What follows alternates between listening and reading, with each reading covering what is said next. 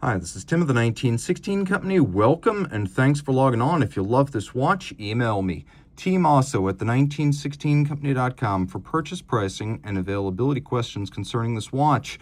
It seems the jump hours are having a moment. All of a sudden, they seem to be the new green dial for the watch industry as a whole. These things always move in waves, but it's always nice to be ahead of the curve. And Cartier has been part of the jump hour scene since at least the 1920s, because the watch in my hand is based on a pocket watch that was Cartier branded, featuring a jump hour in 1923. This is the 2010 launched Cartier Rotonde Jump Hour, a timepiece with wandering hours, scrolling minutes, and a lot of horological street cred. This is not your average jump hour. It even manages to overcome some of the shortcomings of the jump hour genre aesthetically. We'll get into that in a moment.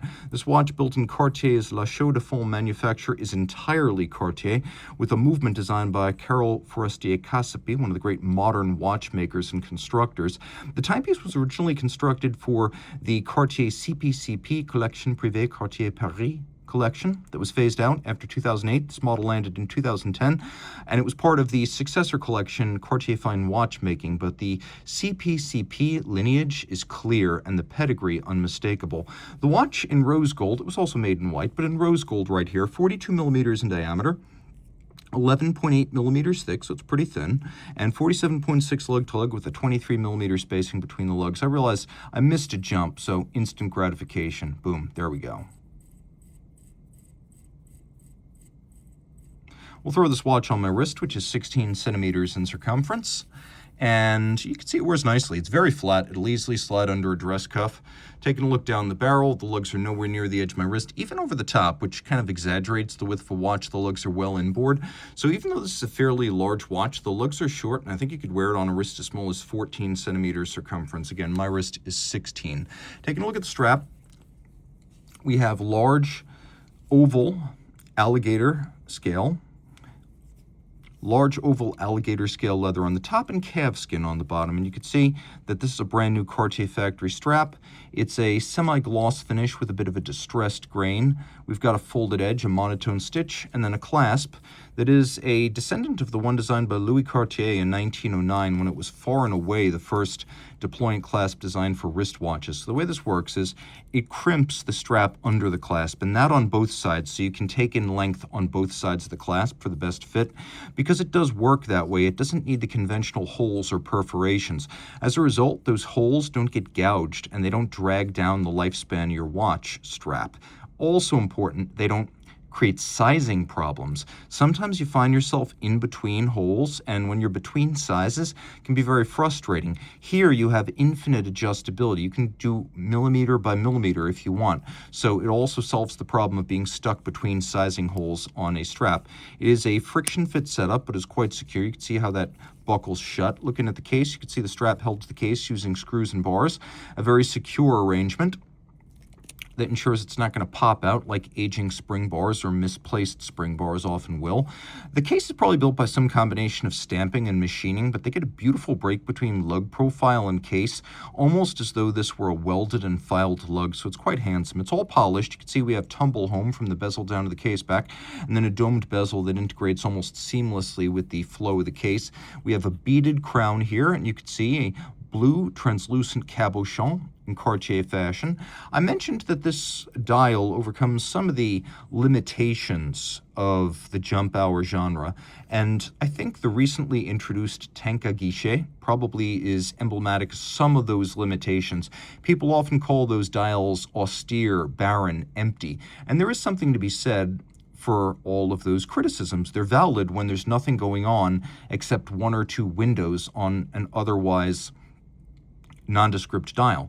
This, however, has a lot of visual interest, as well as different focal planes. Now you can see the rosette guilloche at center, the nameplate. There's this grill outboard that features cutaways that shows the guilloche underneath, and then brushed metallic satin on top. We have a circular brushed ring for the wandering minutes display, and there's an anthracite ring outboard of that. You can see we've got several different focal planes down to a metallic black on silver hour disc. And it really is quite a good deal of fun to play here. You've got a watchmaker's 4 and Roman numeral 7 even gives you the Cartier secret signature right there, so they have neglected nothing.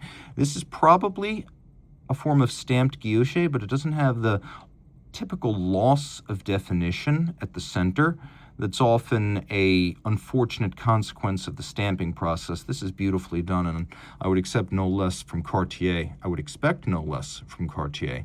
It's a really good-looking dial, and it's nicely balanced. And one argument in favor of the rose gold model is that there's a great tonal contrast between this grayscale dial and the rose gold case. The white gold is out there. It's very handsome. If you're low-key, that might be for you, but this is probably better balanced with the bright, saturated color and then the muted gray dial. It's a good look. And again, Cartier has been in the jump hour business for decades and decades.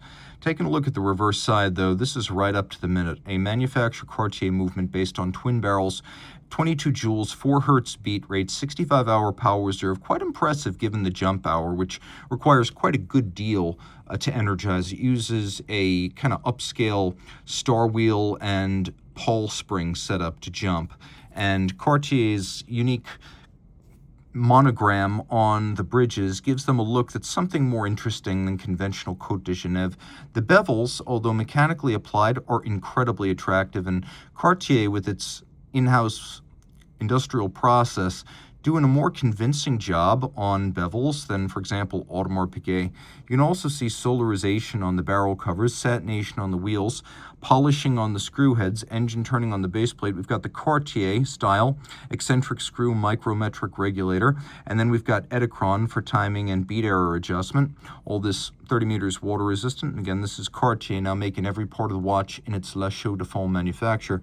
And the movement by Carole Forestier-Cassidy, a product of one of the great constructors of our era. And unlike a lot of constructors who work quietly and under NDAs, we know that for the better part of 2 decades, she shaped Cartier fine watchmaking, which means you can own a watch by her with the confidence that she did in fact oversee its development, which is a very cool thing you can't universally say about, for example, F.P. Journe or Denis Flageolet. A really cool watch on every level, and a watch whose time, it seems, has come. Launched in 2010, 2 years late for CPCP, it was part of the now discontinued Cartier Fine Watchmaking series, and while Cartier goes from strength to strength today, we can look back at the not-too-distant future and a time when Cartier had ambition not just to be number 1 in volume, but number 1 in horlogerie, among the likes of the Holy Trinity and Lange. And that era can live on your wrist. Reach out to Team Mosso at the 1916company.com for purchase and pricing details.